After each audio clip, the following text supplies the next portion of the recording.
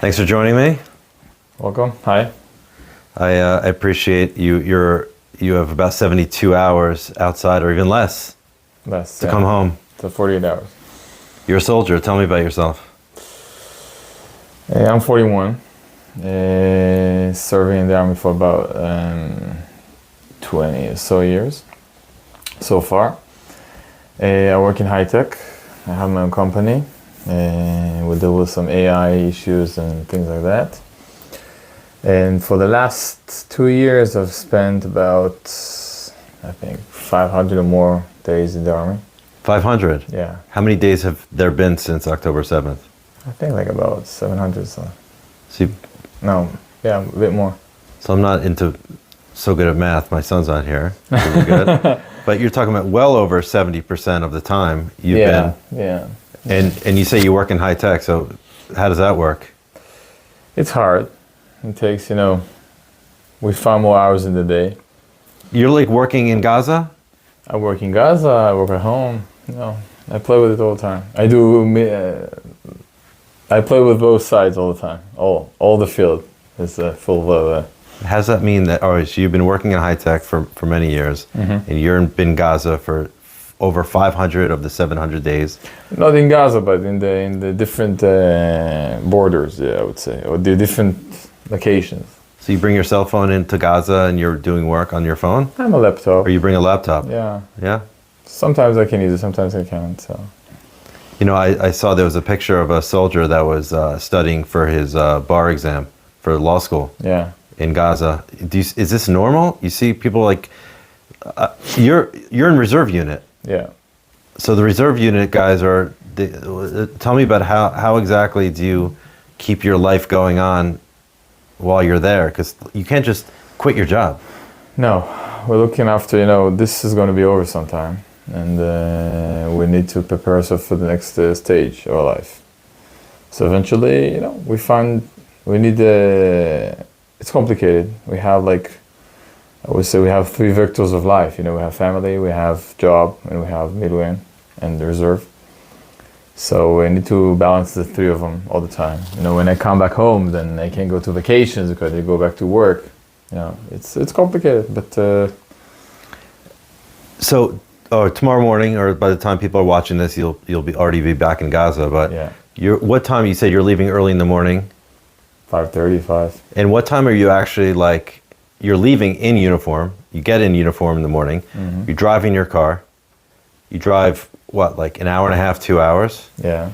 And then by the time you're actually in Gaza, wherever your unit is stationed, what time is that tomorrow? I think somewhere between 8:30 and 9. 8:30 and 9. Yeah. So you're going from a place where you live, which I heard is very beautiful, Yeah. to a place that's hell in less than 3 hours. It's even more than that, because when you go to the villages around Gaza, they look fantastic, they look beautiful. And everything is live and green. What are you talking about, the villages in Gaza? Villages outside. Oh, in Israel. In Israel. Yeah.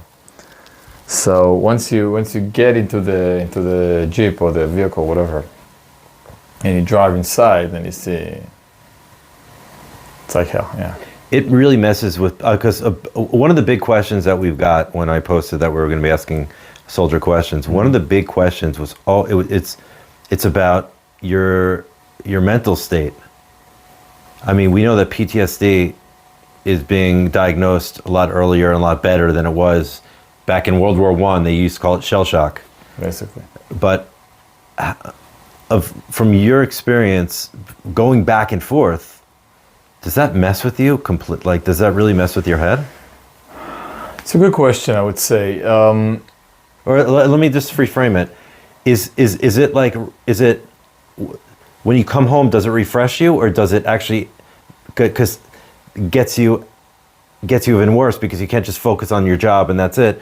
You kind of the going back and forth. Does that help, or does that affect you? I believe that people were built to live in complicated situations. Okay, we're not as soft as we think we are.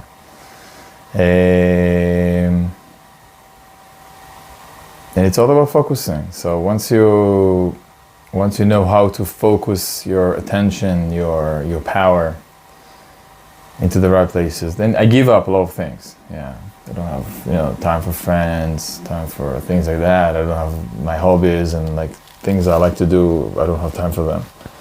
I just played with my son some music, but I didn't do it for like 2 months already. But eventually, when you come in, then you fully focus on the mission, what you have to do.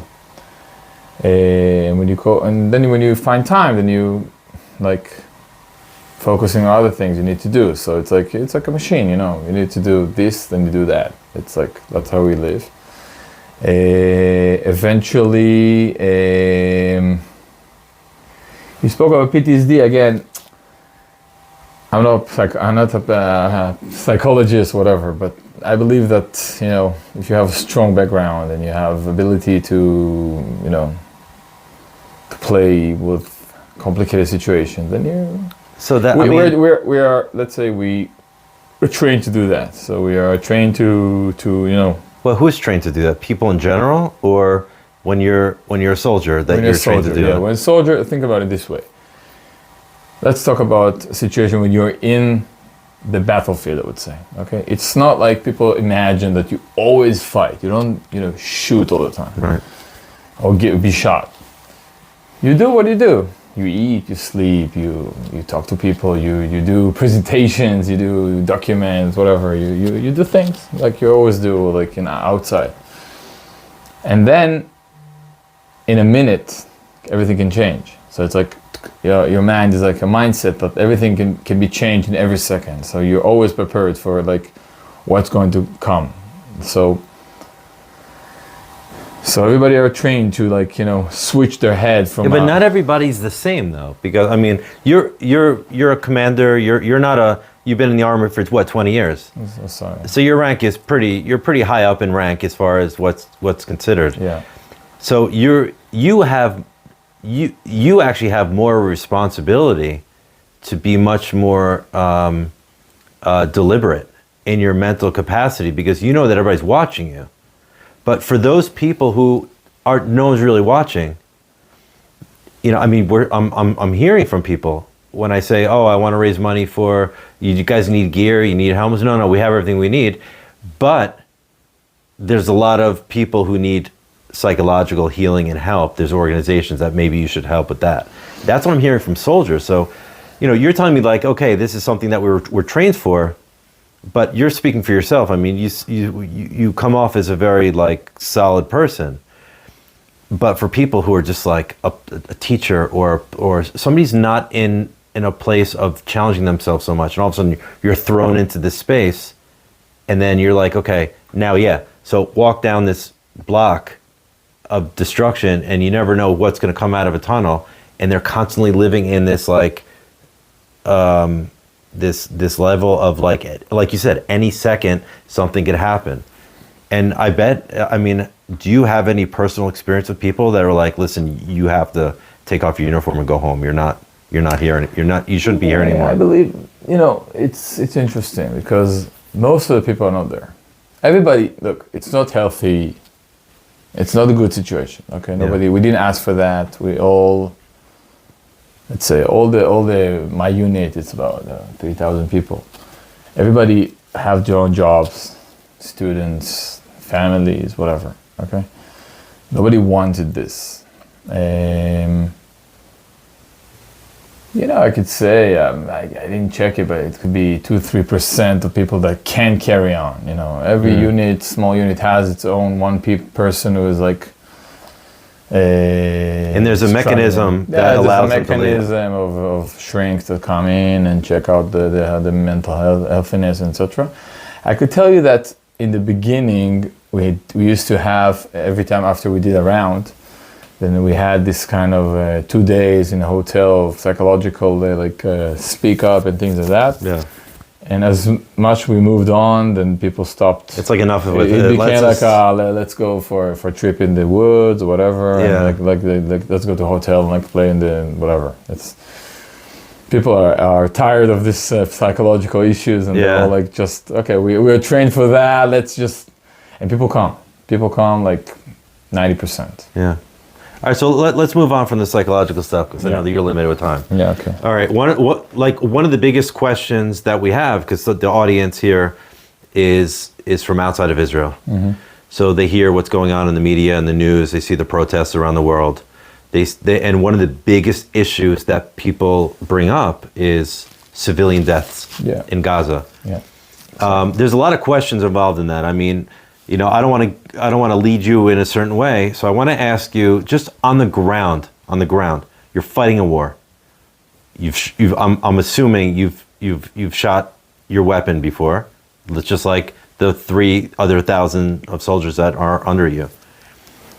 What kind of situation is it that you're fighting a war in what they called on October 6th one of the most densely populated urban areas with Hamas, terrorist organization that across the board everybody generally agrees with, has embedded itself in every single point of civilian life? How exactly would you respond to the death count of civilians in Gaza? And if you want to go into that a little bit more and give more your own, by the way, this is all your own personal experience. Of course. So, you know, I mean, if, you know. I'm not wearing uniform now. Yeah, it's good. Yeah. I would say that we don't hate the Gazan population, people, okay? We don't have anything to do with them, okay? We do love our people. We do care for our Israeli people, and we do want them to be safe. And you know, it's not the first time I've been to Gaza. The October 7th wasn't the first time. I had like, I think, many years of like coming in and out, doing some operations there. And every time the Israeli army has a lot of mechanisms that let's say protect us from making mistakes. Okay, we don't want to kill civilians. We don't want to kill kids. We don't want to kill. Anyways, we don't want to kill. It's not our. We call ourselves the IDF because we are defending the people of Israel. We're not. This is something very, very strong in the DNA of the people. Okay, we don't want to kill. We're looking to kill people. You know, if we are in a situation where we are looking at families and things like that, and we try to do everything we can in our forces to not harm them. You know, we can make them go away. Okay, if it's a war zone and now we know that we're going to fight, then we make sure that those people go away. There are mistakes, okay, a lot of mistakes, I'm sure. Okay, once you fight with people who want to kill you, and they use the civilians as a you know, human shield. A human shield. But you've seen, what does that mean? They use them as a human shield. Like from you, I'll tell you. It means that you know, they studied very well the way of Western people think. Right. They know it very good. They understand exactly how we think, how we feel, and they use it. Because they don't think the same way. Of course not. They don't care. So how do they think? I can't talk for them. I can talk for myself. Okay, I don't know how they. I know that they don't care to kill their own people. I saw that. Okay, what do you mean? What do I mean? If you build a base in a hospital, and you have people in the hospital, you know that people will come. You know, if you have hostages in the hospital, you have they shoot weapons, they shoot missiles out of the hospital. Then for sure they don't care. They know that we can't afford getting shot from the hospital or school or whatever. They use only schools and hospitals for the bases, like the tunnels and everything. So they know that we care more about the hospital than they care, or the schools. You know, but that's an example that people bring up a lot. Okay, and I get it, and I don't think anybody generally disagrees with. Okay. And I'm being devil's advocate here, but I don't believe the Hamas numbers at all. The Ministry of Health of Gaza, they say 60,000 children were killed, whatever it is. But even if, let's say 10,000 children were killed, okay, which may be reasonable. How exactly, from a soldier's point of view, and I don't mean the Air Force, because the Air Force is different. when it comes to an Air Force, when they see that there's a specific target, and inside an apartment building they see a very high level Hamas person, they have to make a calculation. Should we let him go because there's his own children are in the house, or do we kill him? Like that's kind of the moral kind of questions that we have. Decisions you need to make. Yeah. But that's for the Air Force, right? They're shooting missiles. For you on the ground, you're not flying in a plane. You're not in a helicopter. You have boots on the ground. Yeah. So have you been in a situation where you actually faced like, listen, there's Hamas shooting us from that position. We need to shoot back, and we know that there's civilians in there. Not so many, to be honest. Okay, most of our, as boots on the ground, most of our interaction with, especially today. Today we're talking about the yellow, the yellow line. And I want to talk to you about that after. Yeah, the yellow line eventually is a very simple thing for us. Okay, because we have our place and we have their place. Yeah. And if a person is passing this yellow line, they don't need to do that because there's nothing on the other side, okay, right. Apart from army. Well, there's no people living? No. Gazans living? No. They've all been evacuated onto the western side. Nobody, for let's say in my location, I didn't see, there are no civilians there, no. And if somebody's passing the line, then they are Hamas eventually. So if not, everybody know that it's like a known thing, okay? Yeah, it's a known thing that nobody should pass this. There was actually a video that was just put out today. Of you couldn't see if it was from far, but a man got out of his car and approached with a weapon and started shooting at the army position. Then you could see their foot, and within 5 seconds, he's like dead on the ground. Like what? And I know you can't think about what people are thinking. I mean, could it? I mean, you think they're like lemmings, like these animals that just like jump off a cliff and they commit suicide. Like they have no value. Some of these people have actually no value for their life. Like, what's the point? I'm not an investigator of cultures. Okay, I don't know why they do what they do. No, but it's important as a commander that you understand what the mental state of these people are. We understand the mental. We understand that they are trying to play with us. Okay, they don't want. They lost a lot of power. Okay, from my understanding, and they want to gain it back. Okay, how do they gain it back? They need to have achievements. Okay, the achievements could be many. If they break the yellow line, okay, for example, and make sure that the yellow line doesn't exist, then that's an achievement for them. Okay, everything that can distract or interrupt within the peace that we are looking to get, it's good for them. So they will do that. They will come and they will harm the yellow line. They will make like a mess. They will try to make everything they can in order not to keep and maintain the order. They need chaos in order to thrive. Exactly, because the terror organization lives in chaos. So we are prepared for that, but we are not. So again, if let's say a woman with 3 children is passing the yellow line, we're not going to kill them. Right. Okay? But why would they even think about doing that? But if Does that happen? They would do what? that. Because they're being pushed? It didn't happen to us. What? It's because the Hamas is telling them go. Yeah. Go. We're going to kill your husband. They want to check how can they play with us. They're trying to find vulnerabilities. Exactly. And I told you in the beginning, they have. They're like my 3-year-old kid. No. Just keeps trying to push the line. They're sophisticated. I'm not. Look. I believe that we should take them seriously, okay? They're serious people. We try to do bad things, but they're serious, okay? Eventually, they will do what they can to harm us. Because it's a war. It's a war. In a war, I know how much time, how much effort we gain and we put in order to get what we want to achieve. They will do the same. Why not? You understand? Yeah. It's the same thing. So it would not surprise me if I find out that they have a plan. I know they have a plan to do many things. They have plans, okay?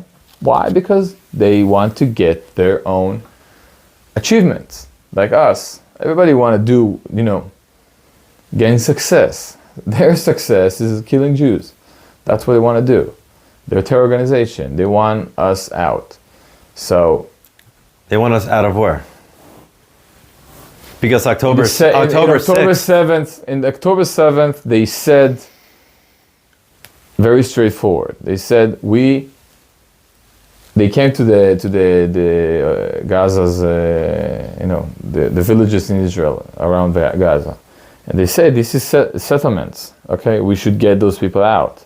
So they don't care about 67 line or 48 line or whatever. They think It's a complete rejection of any kind of Jewish sovereignty establishment of a Jewish state ever. Yeah, that's what it is. But let me ask, and I know you don't, maybe you do know, this is a question, but are they against Jews or they're against Israel? Because I know that within Islam, because they do practice a very extremist form of Islam, there's something called Dar Islam, or the House of Islam, which is like, if there's any land that was ever controlled by Muslims, it can never be relinquished. You can never give it up. Okay. So in this case, according to their own idea of religion, is that they can never recognize Israel as a Jewish state at all. So would they be open? Are there any Jews living in Gaza? There's no Jews living in Gaza. There are some soldiers, but not more than that. No, but besides soldiers, I'm talking about. No, there aren't. I'm not Islam expert. Okay, I don't want to answer you things that I can make mistakes. I can talk only from my perspective. I don't think that, again, it's the same. Your question is a Western sort of thinking. Okay?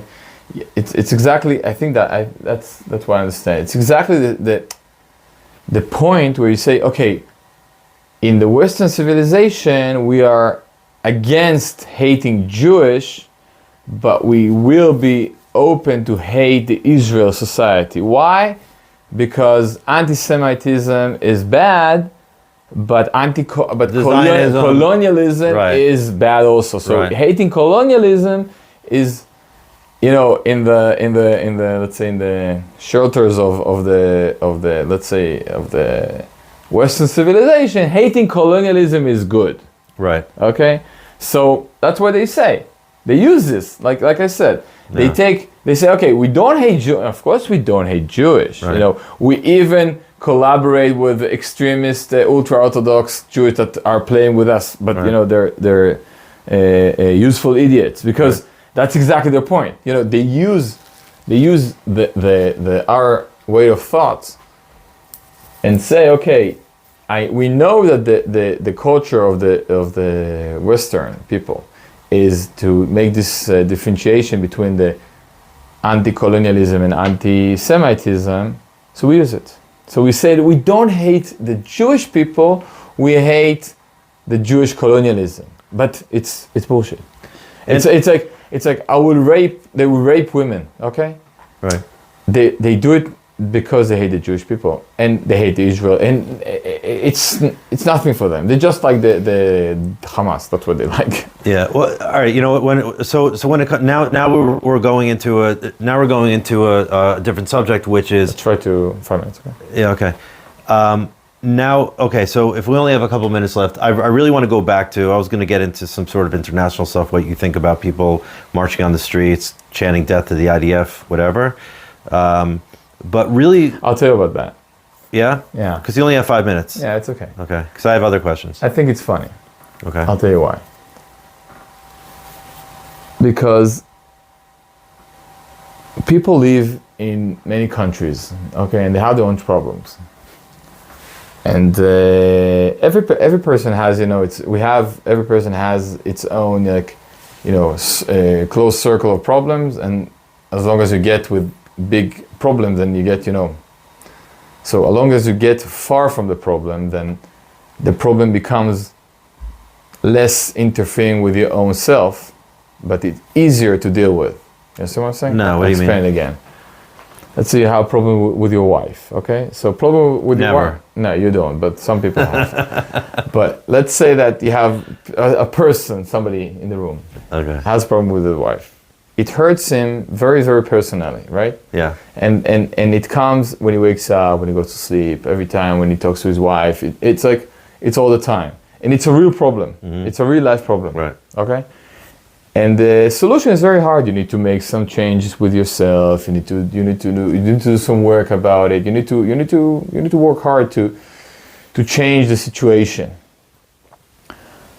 But when you talk about something somewhere that is very far from you, doesn't demand any work from your own self, but just like, it's a very friendly situation. All your friends are coming. You can meet nice girls. You can meet nice boys, and everybody's like very, very passionate about it. It's like fun. It's like a summer camp, okay, for some people. Then they don't need to pay any how do you say that?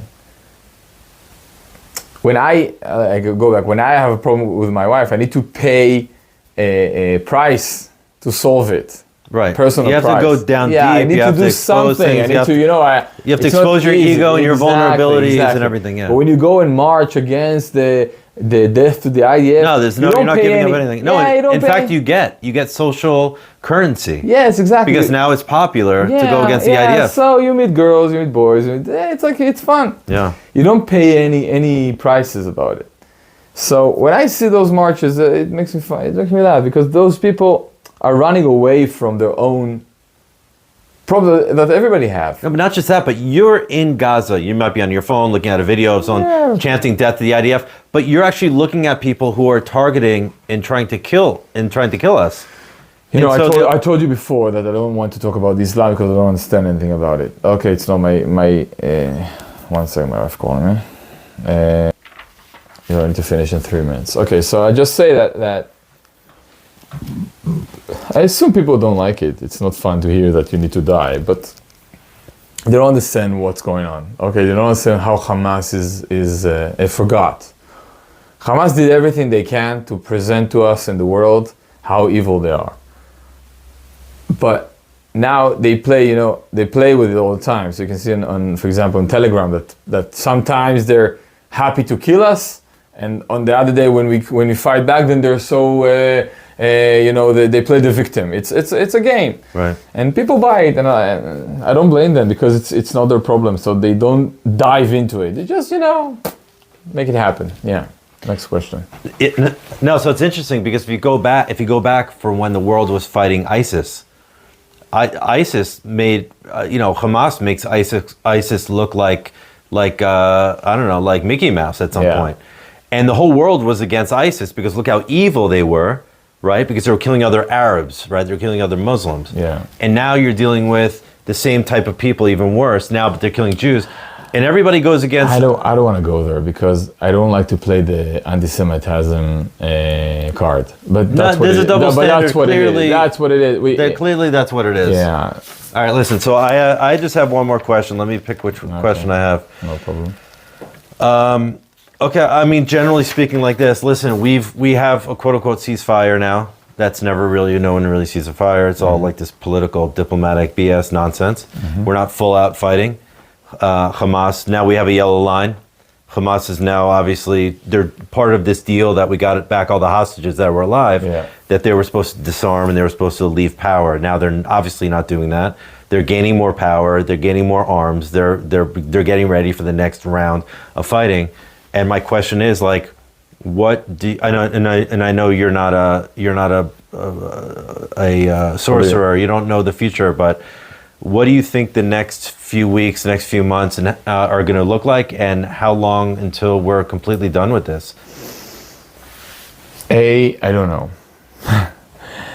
If I need to guess, then I believe that we are looking at, let's say, a few weeks of some heaviness, like more heavy, like fighting, and then it will be over, and like the world will come in and. Do you want the world to come in, by the way, with this international force? Because I know that Saudi Arabia, the crown prince, Mohammed bin Salman, said, because Trump was trying to get him on this board to be able to oversee this international force. And he says no. He didn't say no to be on the board, but he said no, he won't send any soldiers there, number one. And he said he doesn't want to see any other Muslim soldiers there either. So now we're dealing with the situation where Hamas is supposed to disarm, like voluntarily, And if they don't, then all hell's going to pay, according to Donald Trump. And an international force is going to go in there. But now you're seeing 20,000 Indonesian soldiers Indonesia said they're going to send them, but they're only going to be dealing with health and reconstruction. They're not going to be dealing with disarmament. We'll need to be there. We have to be there. Yeah, there's no solution. Do you think that an international force is going to act more of another level of human shield for Israel to do what they need to do? No, I don't think so. But I think that we will need to look. I don't know. I'm not in the details of that. I believe that today we have, at least in the army, a very strong leadership that will not play the game again. Everybody is so messed up with the 7th of October, so they won't let another. They're willing to get things done, and I hope this will what will happen. And you are. I mean, you're going into your 429th day tomorrow. Yeah. Do you have anything left to say to everybody? I hope peace will come. I want peace. I want to go back home. Peace or strength? Peace and strength. Yeah, peace is always coming from strength. You can't have peace if you're weak, because it's not peace. Peace, like I'm a businessman. When you make business, sorry, I'm a businessman. When you make business, you need to make sure that both sides are happy. Not 100%. Nobody will ever be happy 100%, but everybody to be 80% happy in order for the deal to come to place. So what does that mean? Who's going to be happy on both sides? I hope we'll be happy, and the other side we need to be happy. If we just focus on ourselves, I think, but by the way, the most important person to be happy is your wife, and you only have a few hours left until you have to go back to Gaza. So thank you so much for joining. Thank you. I really appreciate it. Be much. safe. We love you. Okay, thanks, man. God bless. Yep.